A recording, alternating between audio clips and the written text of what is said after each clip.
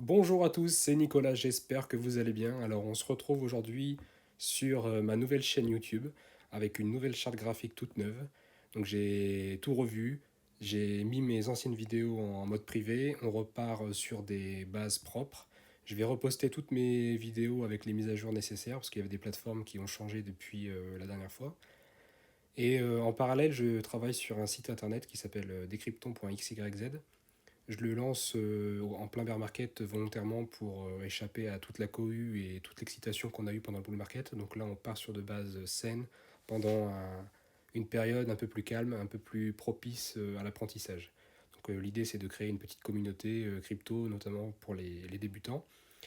Donc l'idée de la chaîne, c'est justement l'entraide des débutants avec des tutoriels et des erreurs à éviter, comment paramétrer des wallets, comment sécuriser sa crypto, etc. Donc toutes les questions qu'on se pose avant de commencer dans la crypto-monnaie. Donc petite intro, sommes-nous en bear market? Petite question que tout le monde se pose, même si on a la réponse en consultant notre wallet crypto. Donc pour contextualiser un petit peu, on a eu un ATH Bitcoin dans ce cycle à 69 000 dollars. On est aujourd'hui aux alentours des 20 000 dollars, avec une baisse de 69% depuis les plus hauts niveaux. L'Ethereum, on était sur 4800 dollars. Aujourd'hui, on est à 1200 dollars avec une baisse de moins 74%. D'après de nombreux indicateurs, on est en bear market, même si forcément on n'avait pas forcément besoin d'indicateurs pour l'analyser. Et on est plus proche d'un bottom que d'un top. C'est ce qu'on va voir d'après nos indicateurs. Donc, est-ce qu'on est plus dans une phase d'achat ou de vente? Moi, je pense on est dans une zone d'achat par rapport aux indicateurs qu'on a. On est dans une zone d'achat long terme. On est sur de gros supports, monthly notamment, donc mensuel. Et on est sur des zones historiques, notamment au niveau du précédent ATH de l'ancien cycle.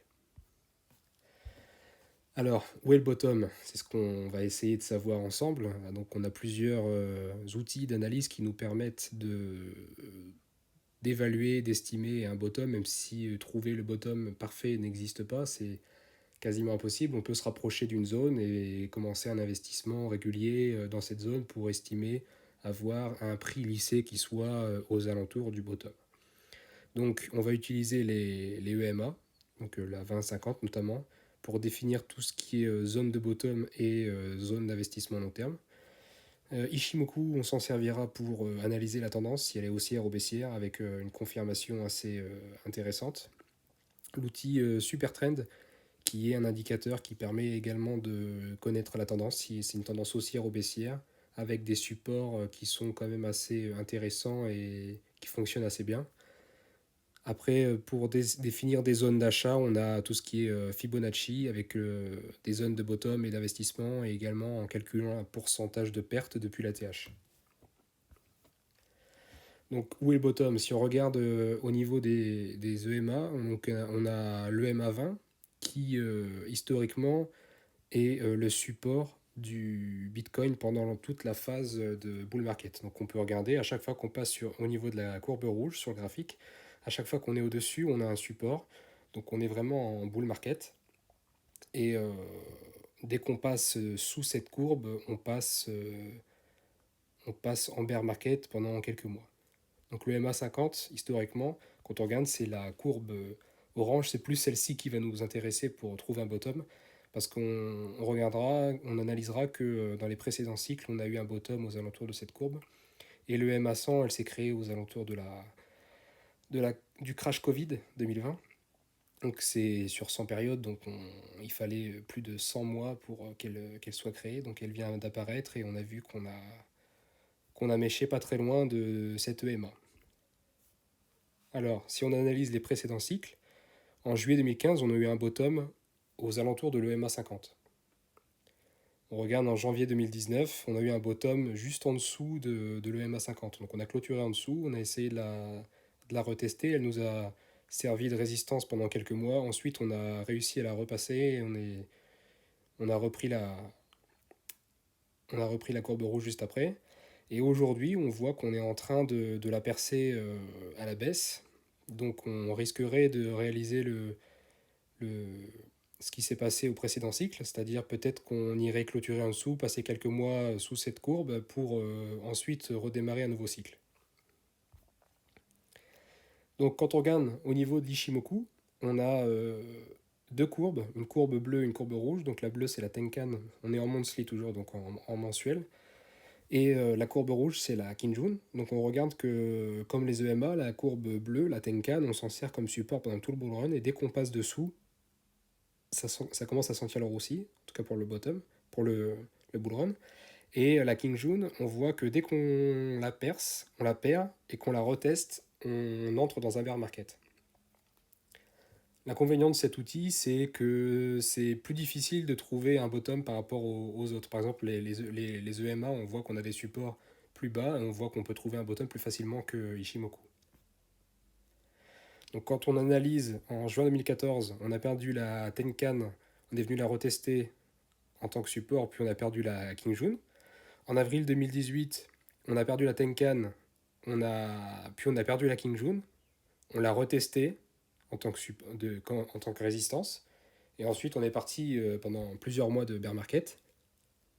Et en juin 2021, on voit qu'on a rebondi sur la Kingjun, après avoir perdu la Tenkan. Donc on a rebondi deux fois pour la percer il y a 2 mois. Donc là, actuellement, on a perdu la Kingjun mensuelle, donc c'est pas très bon, c'est plus une confirmation de bear market qu'autre chose. Alors on a aussi l'outil Supertrend qui permet de suivre les tendances long terme. Donc c'est un outil très simple à visualiser, on le voit sur la courbe, on a tout le graphique du Bitcoin en mensuel. Donc on voit le début jusqu'à aujourd'hui et on voit qu'à chaque fois qu'on était dans des tendances haussières, l'outil s'affichait vert.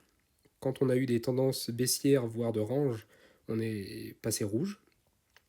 Et actuellement, on voit qu'on est en train de clôturer rouge, c'est-à-dire qu'on pourrait éventuellement peut-être descendre encore un peu plus, voire ranger pendant quelques mois avant de repartir sur une tendance verte comme on a eu précédemment. Alors si on analyse, en janvier 2015, on est passé rouge, donc on a eu une continuation de la baisse, voire un range. En mars 2018, on a flashé rouge, donc on est resté pendant quelques mois en bear market. Là, on a quand même pas mal descendu par rapport à la clôture en rouge. Et on voit qu'actuellement, on est en train de clôturer rouge. Donc, est-ce que c'est un fake out et on va repartir quelques mois dans le rouge pour repartir en vert? On ne sait pas. Mais en tout cas, on est actuellement en train de passer dans le rouge. Ce qui veut dire qu'on risque de passer quelques mois encore à ranger autour des 20 000, 30 000 dollars. Alors, pour définir un bottom, il n'y a pas 30 000 solutions imaginables. Il y a une solution qui marche très bien, c'est les retracements de Fibonacci. Donc, on a deux zones qui sont très intéressantes pour passer à l'achat, notamment sur du long terme. On a la zone des 0,618 et 0,786, donc c'est une bonne zone d'achat, c'est la zone verte sur mon graphique. Et on a la zone des 0,786 et 0,886, donc là c'est une très bonne zone d'achat, c'est la zone rose sur le graphique, et forcément tout ce qui est en dessous c'est aussi une très bonne zone d'achat, mais c'est rare qu'on aille en dessous de la zone rose, en tout cas sur le Bitcoin. Alors, on peut voir qu'en septembre 2014, on a eu un bottom dans la zone rose, en haut de la zone rose, mais en zone rose quand même. On a eu donc une accumulation, une zone d'investissement long terme sur quelques mois en DCA, très intéressant pour l'avenir. Idem pour novembre 2018, on a eu un bottom dans la zone rose et une accumulation et une zone d'investissement long terme assez intéressante. Et actuellement, on est dans la zone verte, donc une zone d'achat qui est bonne, mais qui pourrait l'être encore plus. Donc il faut faire attention parce qu'on a encore une marge potentielle de baisse possible si on regarde en tout cas cet indicateur.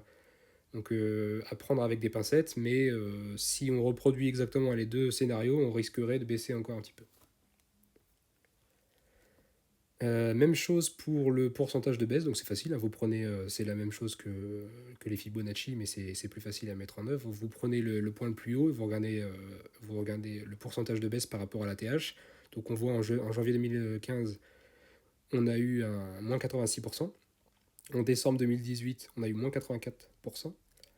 Et actuellement, on est sur moins 74% de baisse. Donc on a encore une marge potentielle aussi si on regarde par rapport à cet indicateur de baisse potentielle. En sachant qu'on a eu un range assez long en dessus des 30 000, donc c'est à notre avantage parce que ça va faire augmenter les moyennes mobiles qui vont servir de support ensuite. Donc peut-être que en regardant les moyennes mobiles, on pourrait avoir à trouver un bottom pas très loin de cette zone. Par contre, si on regarde que cet indicateur, que le pourcentage de baisse par rapport aux deux anciens cycles, c'est vrai qu'on a encore un peu de marge de baisse et il faudra toujours rester vigilant. Surtout si on a un rebond, on pourrait vite se faire piéger. Alors la conclusion des indicateurs, bah, on a vu que justement là, avec les EMA, on était en bear market, on était notamment proche d'un bottom plutôt que d'un top. Ishimoku, on est en bear market et Supertrend, on est en train de flasher rouge, donc on s'avance vers un bear market, voire un range dans la zone des 20 000 à 10 000. Avec les Fibonacci, on a vu qu'on était dans une bonne zone d'investissement à long terme et on était proche d'un bottom quand on comparait avec les précédents cycles. On est actuellement dans une zone verte alors qu'on était dans des zones roses dans les précédents cycles. Donc on est proche d'un bottom si on regarde que cet indicateur-là et on est dans une zone d'accumulation, en tout cas long terme, qui est très intéressante. Et à prendre avec des pincettes, mais il y a toujours une baisse potentielle si on compare cet indicateur par rapport aux deux précédents cycles. Donc on a quand même encore une marge potentielle de baisse. Idem pour le pourcentage de baisse depuis la TH, si on regarde en mesurant, on est actuellement à moins 74% depuis la TH et on a été jusqu'à moins 86%. Donc si on compare par rapport au précédent cycle, ici aussi on a un potentiel de baisse qui peut être présent. Donc toujours rester méfiant et rester toujours avec un peu de cash si jamais vous souhaitez réaliser des investissements. En prenant compte aussi qu'on est dans un contexte difficile avec la guerre en Ukraine, l'inflation, la remontée des taux, je vous apprends rien, on est dans une situation qui est assez compliquée, on n'a pas trop de visibilité sur les actifs. La bourse dévisse, tous les investissements ne se portent pas très très bien.